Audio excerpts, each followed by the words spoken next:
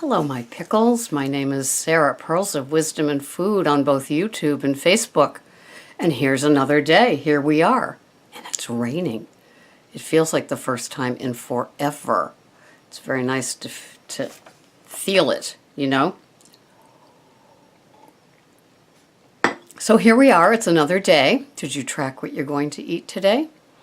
I bought a new product, some rolled mozzarella cheese with a deli cut on it. And I didn't like one of the three. So I've had the Genoa salami with the mozzarella, and I didn't like it. So there's a whole stack that I will donate someplace. And so I still have the mozzarella prosciutto and the other one, and I can't even think what pepperoni. I like pepperoni. Anyway, welcome. Here we are. And I hope that your food is going well, your tracking is going exceptionally well, and you're happy to be here, and you're motivated to keep going further in your food journey, and you're discovering more and more about yourself. So I've got some more Yale food addiction scale provocative questions for you. Yes, this does have an end in sight, but they seem to spur the conversation, and I like this. Okay, so we'll just do a couple, see where it leads.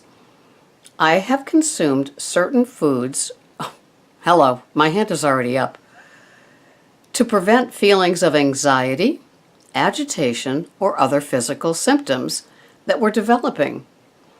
Please do not include consumption of caffeinated beverages such as soda pop, coffee, tea, energy drinks, etc. Okay, I have consumed certain foods to prevent feelings of anxiety, agitation, or other physical symptoms that were developing.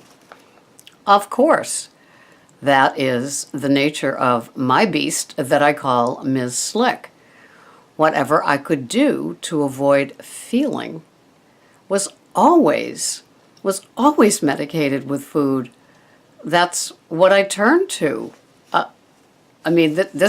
This seems to me like such a no-brainer. I guess, you know, if you're dealing with somebody that's had no touch whatsoever of their feelings, I would imagine that this is how, you know, where you need to begin. But of course, for those of us that are very familiar with it, and the feelings of self-loathing and disgust that come shortly after, it's probably why we found ourselves at Weight Watchers, most of us, or other places like Nutrisystems and Jenny Craig and the like. And so, yeah, that was the deal. And whenever I'm stressed, I want to reach for something with a crunch to it. Fortunately, the stress that I have now, I'm used to it. And so a carrot works better than a Dorito. And I hope you find that your go-to in times of anxiety and agitation and stress are also those things. Or you just say, it is what it is, feel it, process it, and be able to deal with it without turning to food. It's such a concept. Next question. I have found that I have elevated desire for or urges to consume certain foods when I cut down or stop eating them. Well, that's what I call withdrawal.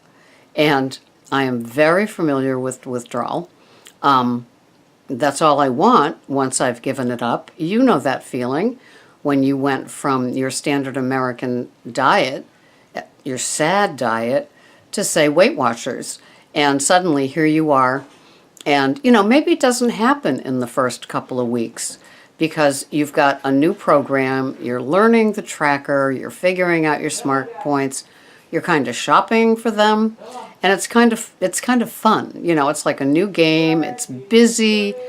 Sorry, Greg's trying to get in the cats from the rain. Sometimes they don't know they're supposed to come in. And so there's a lot of enthusiasm at first, right? And you want to lose that weight, and, you know, the scale probably accommodates the first couple of weeks. And then this is just another day sets in.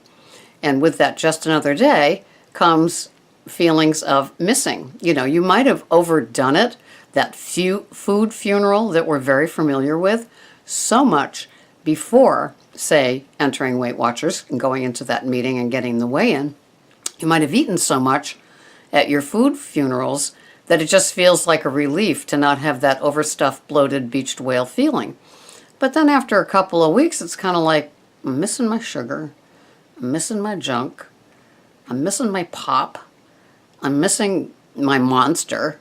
And I don't know if they caution you not to have those things at the meetings or not, but those are sometimes the first thing that kind of has to go.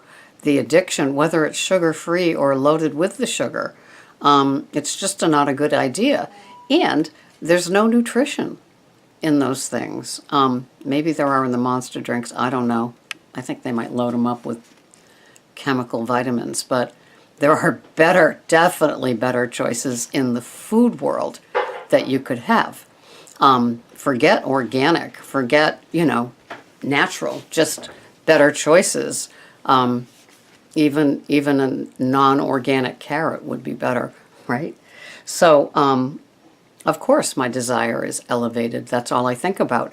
And, you see the ads or people eating desserts, or it's summer, or you go to a food event and there all the stuff is. It's everywhere.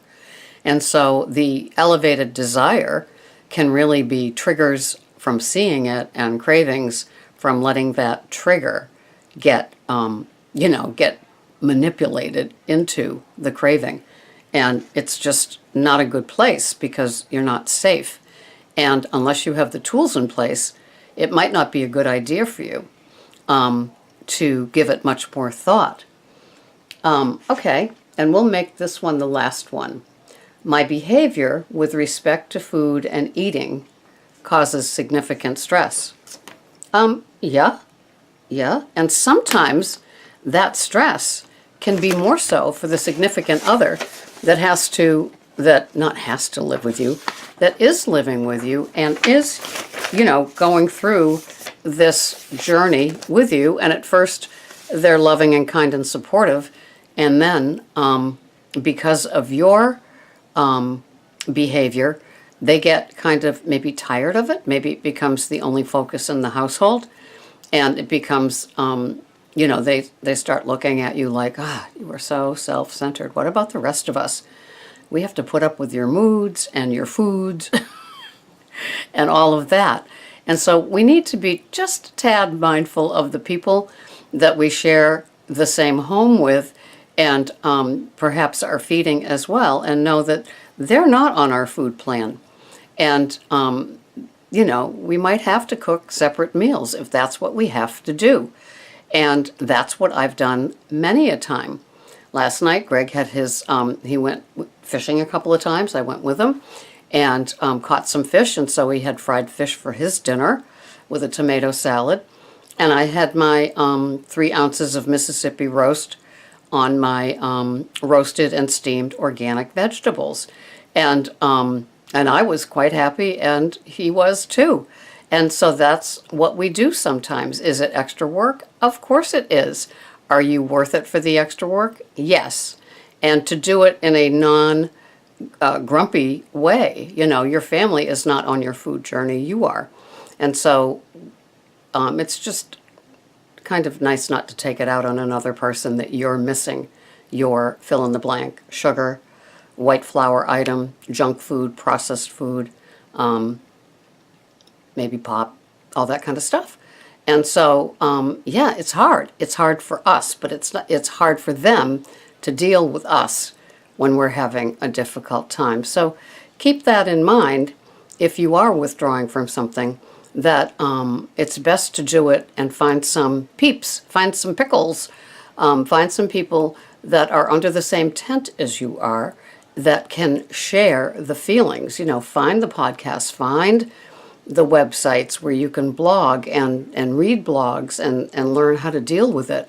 Because for people that don't have the food issues that we have, it's just simply another world, and it's not theirs. And so, leaving them alone is really a great idea, and they will love you all the more for it. And, you know, it's enough that you're going without something, but you don't have to go around saying, I'm sorry for snapping your head off. I'm sorry for being snarky. It's just, you know, it's what it takes. And the sooner you get through the withdrawal, which can happen if you're not feeding it more. Because every time you add more to it, you know, you don't cut down on sugar. Just for me, I couldn't cut down. I had to eliminate it because the cutting down just kept it going. And the craving was always there, always fanned, always fueled. So just be aware that if you withdraw from something like sugar or white flour items or any grains, there will be some symptoms surrounding it, emotional and physical. But they do pass. That's the good news. They do pass, and there is a contentment that comes after that you're so glad that you did it. You knew it was a long time coming, and adjusting to it is all that you've got to do now. And you have the tools you use every single day. And when you track delicious, nutritious, dense food into your tracker, it will be satisfying. Give it a chance. Just give it a chance. The transformation will come. Thanks so much for watching. This has been Sarah, Pearls of Wisdom and Food. Bye-bye for now.